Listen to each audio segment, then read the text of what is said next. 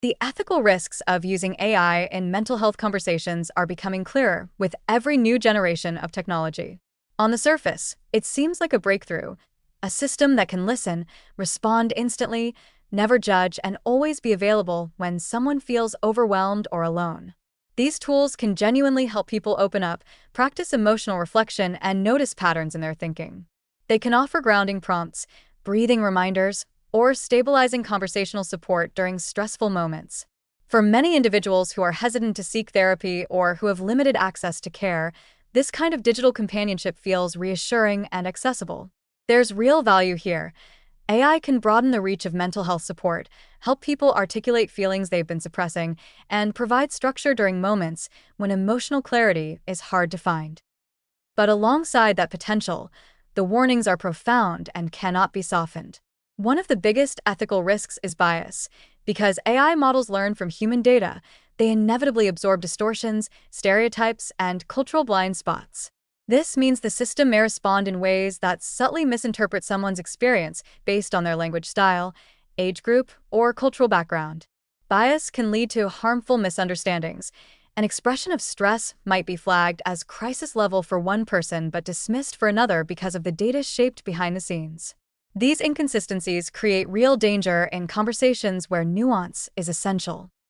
Hallucinations pose another major threat.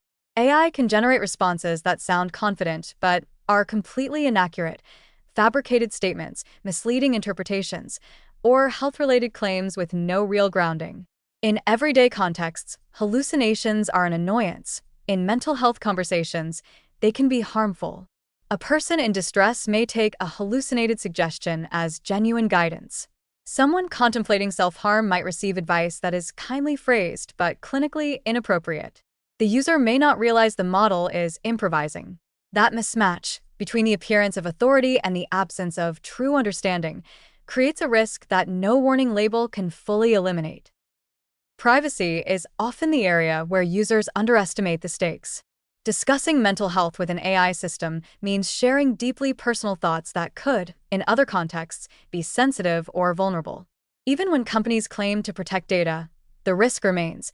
The information could be stored longer than expected, accessed by employees, used for product training, or exposed if systems are compromised. Unlike a therapist who is bound by strict confidentiality laws, AI systems exist in a landscape where data protection varies widely. Once a person opens up to a machine, they cannot be entirely sure who or what might ultimately access their words. That uncertainty is an ethical fault line. Emotional manipulation is another danger that's harder to detect, but just as real. AI is designed to keep users engaged. This means responses may be shaped to maintain conversation, offer comforting tones, or create a sense of connection, even when that connection is simulated. People can begin to feel emotionally attached to the system, interpreting warmth as genuine care. But the empathy is manufactured. It has no consciousness, no responsibility, and no true investment in the user's well-being. This creates a power imbalance. The user may reveal raw emotions to something that cannot reciprocate, while the system's design incentives quietly nudge them to stay engaged.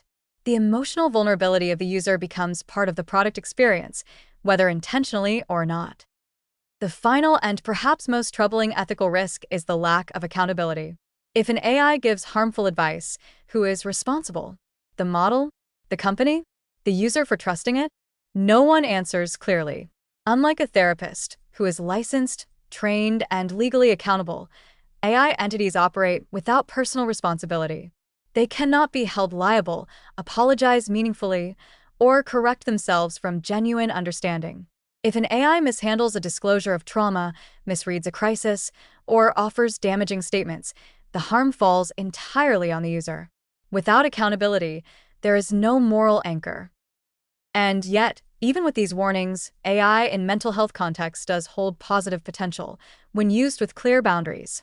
It can help people track moods, reflect on daily emotions, stay consistent with self-care routines, or prepare for therapy sessions.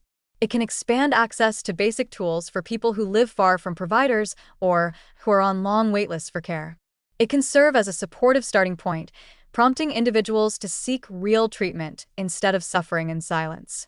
The key is understanding that AI can assist but not lead. It can support but not advise. It can soothe temporarily but cannot heal.